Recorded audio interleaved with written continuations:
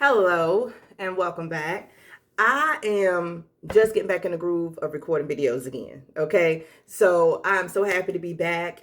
And the good thing about this is it's been a while since I've been gone, but I'm gonna tell you, whenever you take a break from things, when you take a break from the normal, from the usual things, it gives you an opportunity to think about stuff and realize what you've been missing or what you've been doing wrong. Okay, we have to take time out to do those things. And I'm not talking about self-care.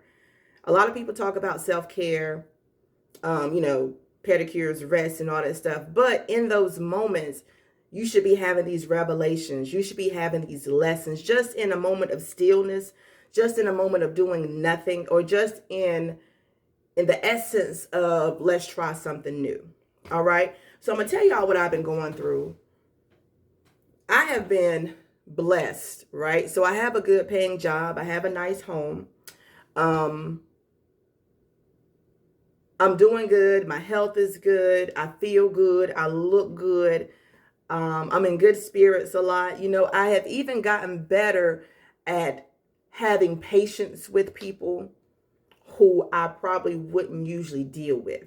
Okay. I've gotten a little better at keeping my mouth shut when people say things that I don't like, or when I feel like people are trying to provoke me. Because I used to be one of those people who every time somebody said something to me, I had to say something back. Every time I felt like somebody was trying to play me, I had to, put my opinion out there, or I had to be heard. But I have learned that I don't have to do that all the time, right? Now, I am not saying that I quit cold turkey. Sometimes I still have to be heard, okay? But I'm not in the business of proving myself or trying to convince people that it is what it is, right? So here's something else. I felt like this is why you have to be careful or use discernment whenever you see or hear positive things on social media. You know how they say whenever you get blessed, you're supposed to bless somebody else. You know how they say whenever you come up, you're supposed to bring people up with you. You know how they say, you remember when you were down and you wanted somebody to help you. Now that you have the resources, or now that you have more than what you had before, give it to somebody else. Okay, that may be true to a certain extent, but you have to get to a point where you are being blessed and you have a lot of things, but you also have enough things to share and still have some left over for yourself. I believe that myself, as well as others, were believing that as soon as you got a couple dollars, you give somebody one. Okay. As soon as you got a new car, you're supposed to give everybody a ride that didn't have a car. As soon as you get a new house, you're supposed to put somebody in that spare bedroom. You're supposed to let people come over and eat your food. You're supposed to let people come over and get comfortable. You're supposed to let people in your space. And that is not the message that is supposed to be getting across. Sometimes those blessings, certain blessings that you get, are just for you. Okay. If you prayed for peace, and you were in an environment where people were always around, it was always noisy, there was always conversations, you couldn't get any sleep, people were in your things, you can't figure out what belongs to who. Or if you lived in a home where you had a roommate, or you lived with family members and they always had people over, or even people that you didn't deal with, there were people in your space, and you prayed for peace, and then God was like, hey, you know what? I'm going to give you this new apartment. And you're like, okay, wow, I got a new apartment. I'm doing so much better. Let me call the people that I was living with and invite them over. I didn't like the chaos over there, but the chaos might not be that bad in my new place. And that's where you mess up. Sometimes these blessings are just for you. This is what you asked for. If you want to deal with the chaos, go back over there where it is. Leave it where it is. Don't move it. Don't move it to where you are. And so whenever I got my new apartment, I was very selective about telling people where I live. A lot of people have no idea where I live. And you want to know the good thing about that? I don't have any unexpected guests. I don't have any overnight guests. I don't have anyone in my space. I don't have to answer the door for anybody because nobody's knocking on my door.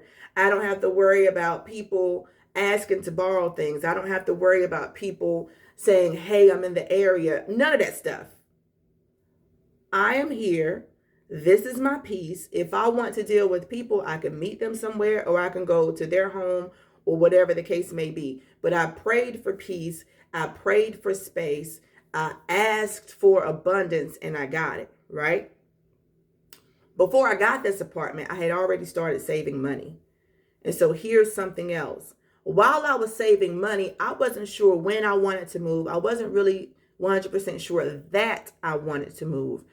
All I knew was I have this extra money. I'm going to save it and see what I do with it.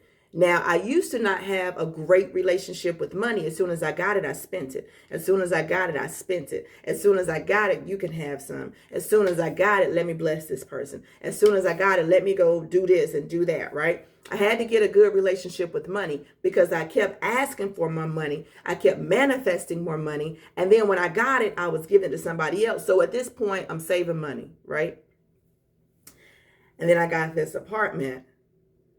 But I was also traveling. I wanted to travel more. So that was for me. And here's the thing. When you put in the work and you ask for something, you shouldn't have to explain to nobody else why you're enjoying your blessings. Because if you're doing what you're supposed to do to bring the money in, then why should you go out of your way to spend it on somebody else who isn't doing no movement? They're not making no motion. They don't have no goals, or they just jotting stuff down, or they're just talking out of their head. This is what I want to do. This is what I want to do. And they're not doing nothing. Because sometimes you get an accountability partner and nobody is holding anybody accountable, because I'm waiting for you to encourage me and you waiting for me to encourage you. And we just both sitting here waiting and nothing is getting done. Right? So what I did was I started saving my money, and then I used the money to get the apartment. Then I used the money to get a new car, and I traveled. And I try to keep myself up, right? So I have created this lifestyle. And here's something else. Whenever you're trying to create a lifestyle for yourself, everybody can't be involved. You can't start off passing out, okay? You can't start off putting yourself last. I don't want to ever feel like I did a lot for other people and now I'm depleted. Now I'm empty. My cup is not half empty. My cup is damn near empty. Okay? But y'all good. And if you empty your cup, if you empty your resources, if you empty your bank account, if you deplete yourself of peace, if you're causing this added stress to yourself just to make sure somebody else is okay, and these people already were not taking care of themselves, where does that leave you? I honestly believe that there should be a balance. Of course, you can pour into some people who need it, who can't pay you back. Be very selective of that though, okay? And you can also pour into people like mentors. You can pour into people's businesses. You can pour into people's lives, and you don't have to take on the whole bill. That's something else that people think is, if somebody says they need help paying their light bill, I'm supposed to pay the whole light bill. No. If your light bill is $150, your electric bill, if it's $150 and you tell me my electric bill is due, I need $150, the best I can do, maybe I can give you 50.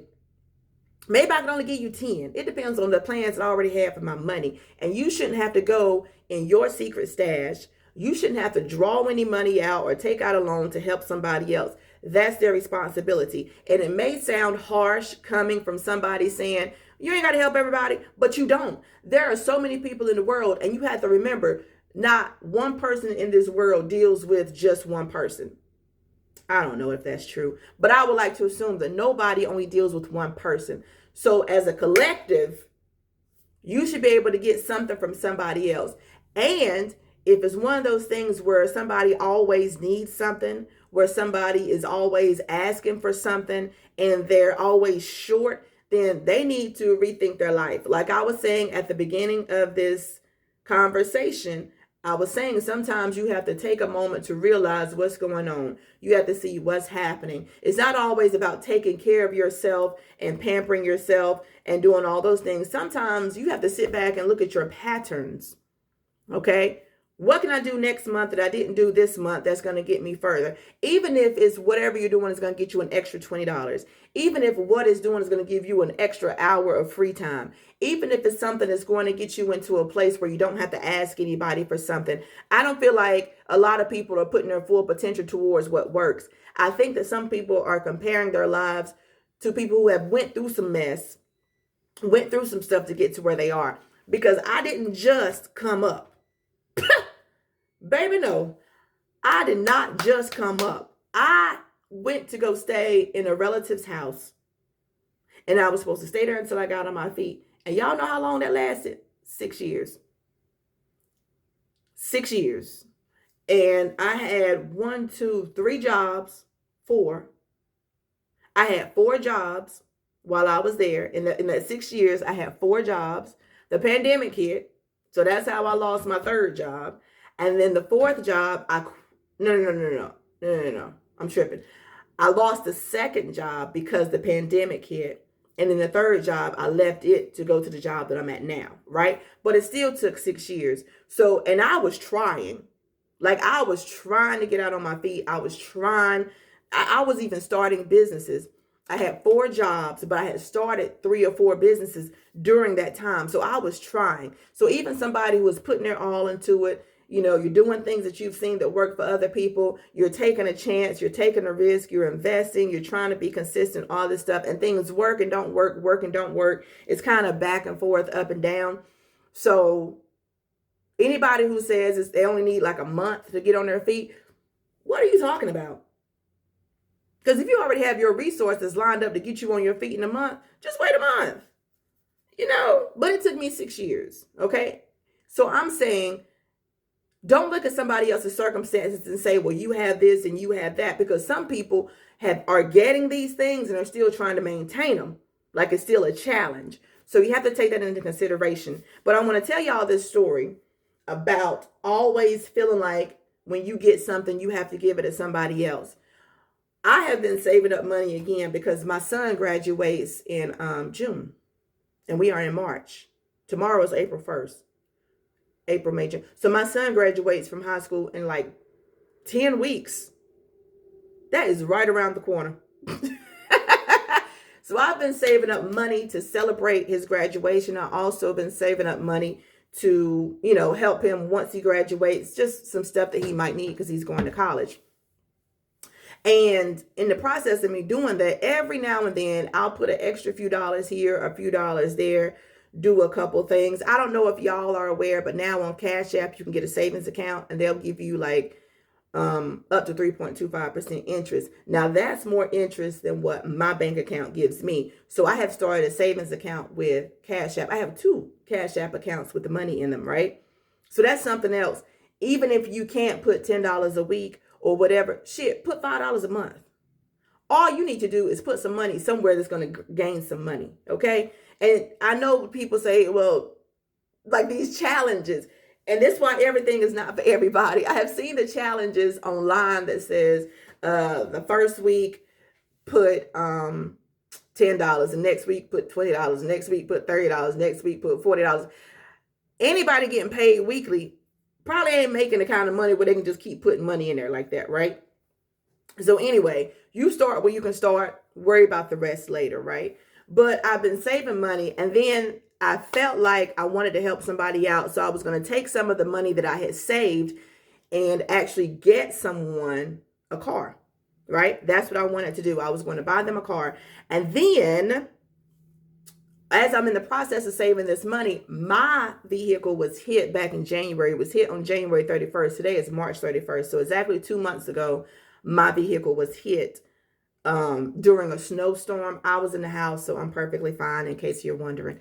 But somebody hit my Jeep and they dented the corner of the driver's side rear bumper, right? Hit the thing so hard, it popped up on the curb, right? So I think both of my tires, both of my front tires were on the curb that I parked in front of, behind, whatever you want to call it.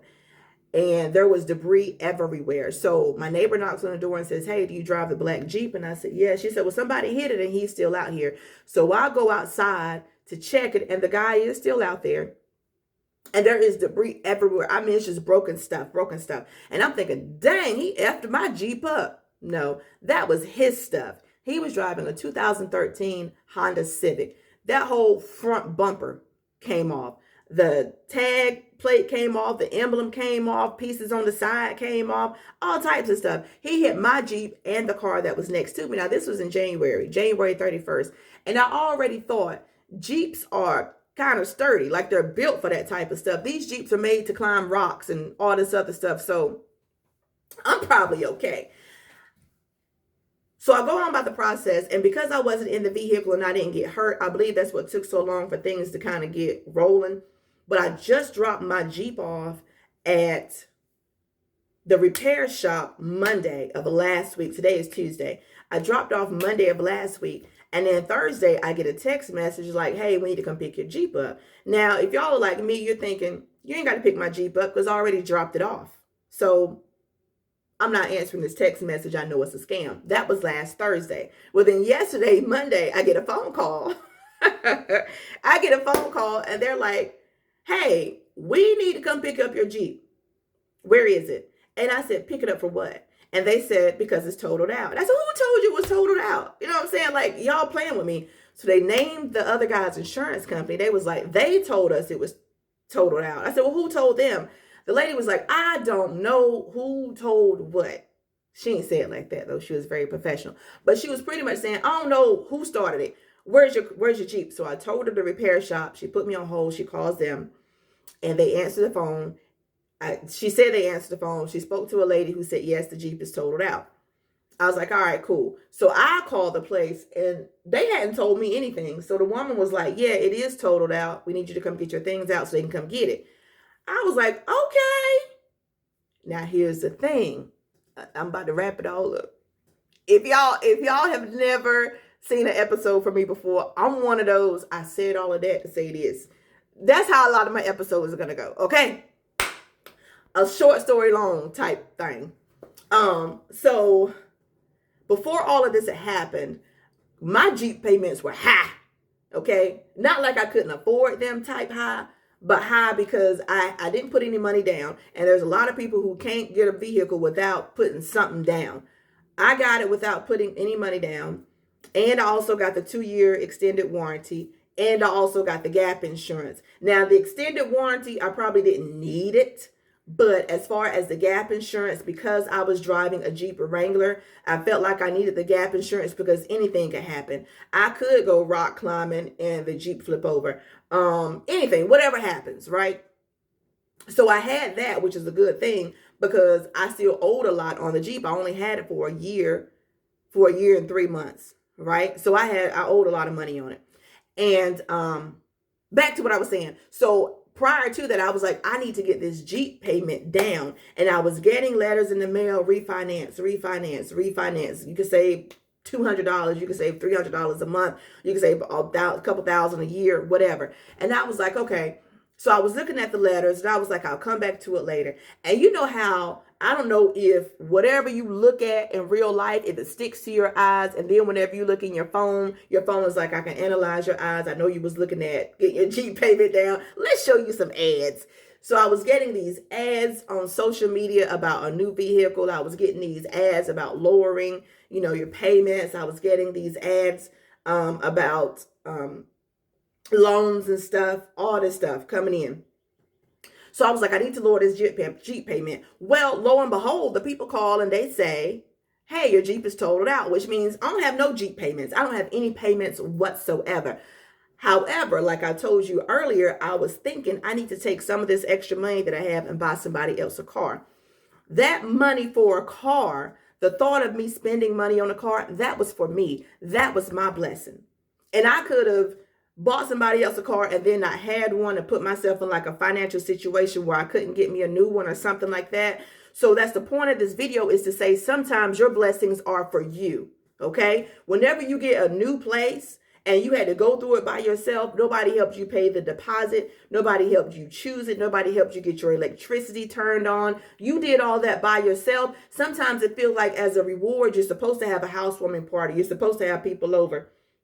Sometimes it feels like as a celebration, you're supposed to say, hey, I hung with y'all at your house. come to my house, and that's not it. There are certain people that we can hang with outside of our house. There are certain people we can hang with outside of work. But then there are some people where I can only F with you here.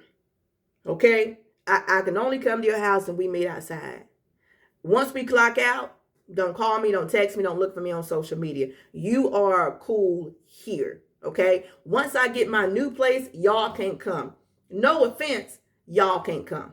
Okay? Once I get a little extra money, don't ask me to borrow it because I got some stuff on my bucket list that I'm supposed to be marking off. I made a vision board and I'm going to need this money to get me there. Okay? No, you can't have a ride in my car because you don't respect stuff. You put trash everywhere. You want to get in and smoke a cigarette. You think that you can have an open container while I'm driving. No. Now that I have a lifestyle, I got stuff that I can lose. Life is not about me just saying, oh, I'm just going to do what I want to do because it's going to come back. No, I have to maintain that. And so everything that I get is not for everybody else. And I want you to remember that too. If you are in a season,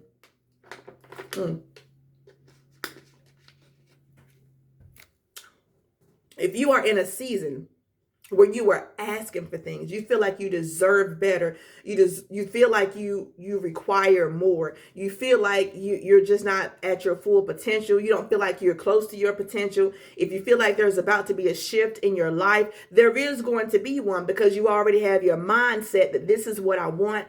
This is what I need. What do I need to do? As you do that, you may realize that even in small increments, you are getting more things. You might be at a job where your boss is holding you over for like 15 minutes to talk or 30 minutes to talk, or they get something else for you to do. And then you get your check and you're like, dang, I got 4 hours of overtime. It ain't much, but this little bit of money helps. You know what I'm saying? Or it might be a situation where you go somewhere and somebody gives you a discount, or somebody says, hey, you're pretty. Would you like to try this pair of eyelashes? Oh, you're pretty. Would you like to have these earrings? Oh, I like the way you talk. Can I pay you to come say something? Oh, I like the way you dress. If I give you a couple dollars, can you go buy me an outfit? You know, you never know. There might be an opportunity that comes up, or there might be somebody who says, hey, I know that you do this for a living, but I think that you should be doing this. You would be better in this setting. I work there. I know some people. I can get you in. There's going to be some things that are coming to you soon, and you're going to feel like, oh, I have to tell somebody. Oh, I got to tell my friend, girl, I got some free lashes. You should go get you some. That was for you. Or you might feel like, oh, I don't want a new job. I'm okay where I am. Let me tell somebody else. That was for you. Or somebody might say, hey, I found this apartment. It's in your price range. And they got the first 3 months free rent. And da-da-da-da-da-da-da. You ain't got no deposit, none of that stuff. And it's real nice. You should move in. And you say, I don't know. I'm scared. It might not work for me. Let me tell somebody else. That was for you. So I want you to realize that a lot of opportunities, a lot of progress, a lot of promotions, a lot of gifts, a lot of increases, a lot of things are getting ready to come your way, and they are for you. You don't have to tell nobody. All you have to do is walk into your favor. That's all you have to do. You are being granted favor right now. You may have said, Lord, have mercy. This is the mercy that you asked for.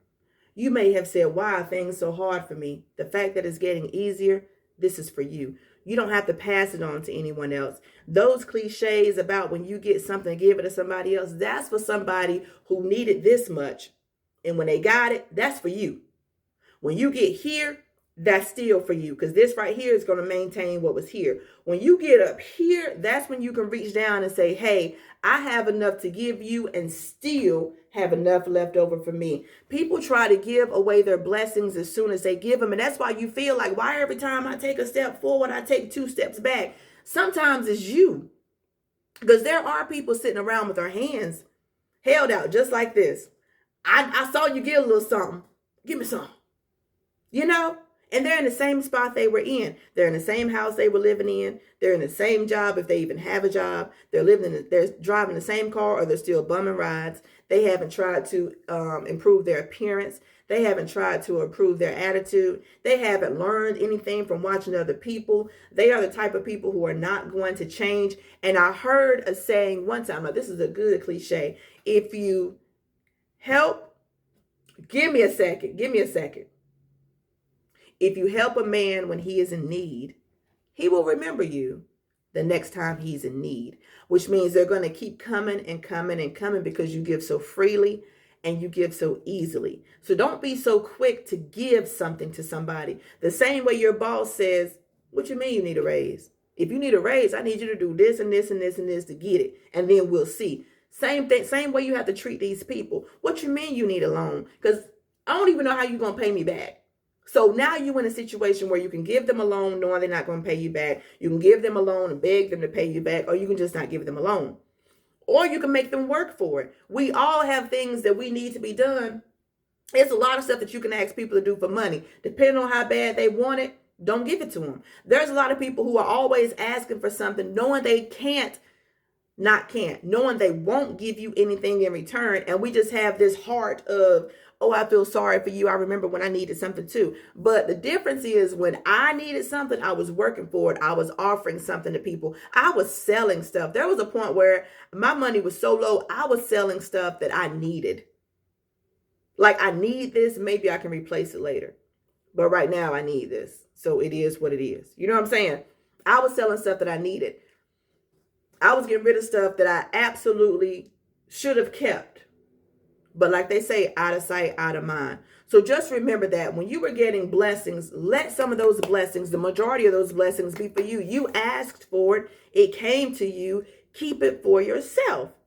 Okay? Don't let anybody get caught up in the whole idea of what's yours is mine and what's mine is mine. Don't do none of that stuff. Keep that stuff for yourself. Okay? Keep that stuff for yourself. That's all I can say. But that's my episode for today. Your blessing is your blessing. Use it as your own. And I also have, if you have